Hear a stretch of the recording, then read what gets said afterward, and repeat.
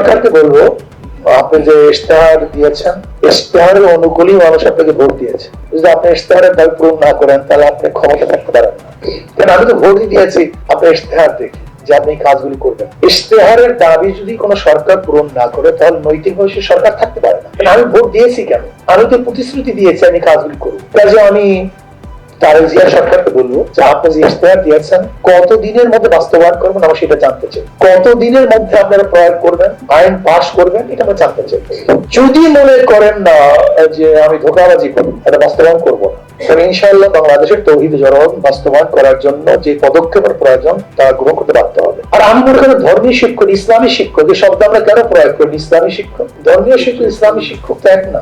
আমরা কেন এখানে হীনমন্যতায় ভুগি? এখানে কিন্তু ধর্মীয় শিক্ষক, ধর্মীয় শিক্ষক কেন?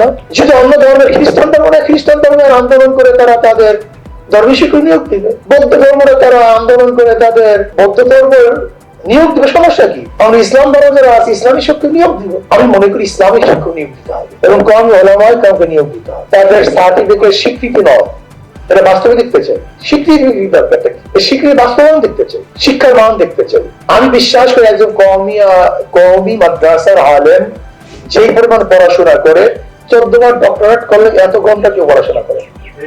একজন ইফতার ছেলে যেই পরিমাণে পড়াশোনা করে, যত ঘন্টা পড়াশোনা করে, 14 বার ডক্টরেট করলে এত ঘন্টা পড়াশোনা করার মতো আমি দেখি না। আপনি বিশ্বাস করতে পারবেন অনেক ছাত্ররা তো 18 ঘন্টা পড়াশোনা করে, 18 ঘন্টা। আপনি চিন্তা করতে পারবেন না। অনেকে হয়তো পরীক্ষার সময় করে, সারা বছর না।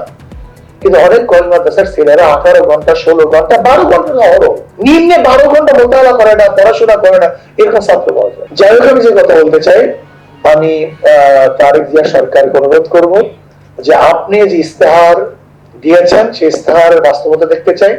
যদি বাস্তবায়ন না করেন, এদেশের মানুষ অবশ্যই বাস্তবায়ন করার ব্যবস্থা করবে। কাজে ইনশাআল্লাহ আমরা সবাই ঐক্যবদ্ধ হবে তার ইশতেহারের সমস্ত ধারাগুলি বাস্তবায়ন করলে ইনশাআল্লাহ আমি মনে করি আমাদের দাবিটা পূরণ হবে ইনশাআল্লাহ। আল্লাহ পাক আমাদের সবাইকে আমাদের ইসলামী শিক্ষায় শিক্ষিত হয়ে ইনশাআল্লাহ দ্বীন ও ইসলামকে হেফাজত করার তৌফিক আল্লাহ আমাদের সবাইকে দান করেন।